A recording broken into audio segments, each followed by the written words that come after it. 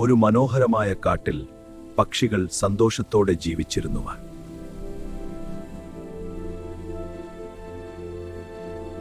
അവിടെ ഒരു ചെറിയ കുരുവി ഉണ്ടായിരുന്നു. പക്ഷേ അവൾക്ക് ദൂരെ പറക്കാൻ കഴിഞ്ഞില്ല.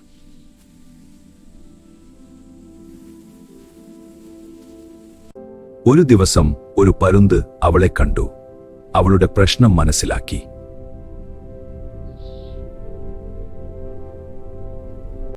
വിശ്വാസമുണ്ടെങ്കിൽ ചിറകുകൾ ശക്തമാകും.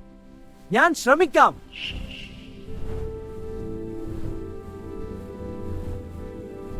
അവസാനം കുരുവി ആകാശം കീഴടക്കി, ആത്മവിശ്വാസത്തോടെ.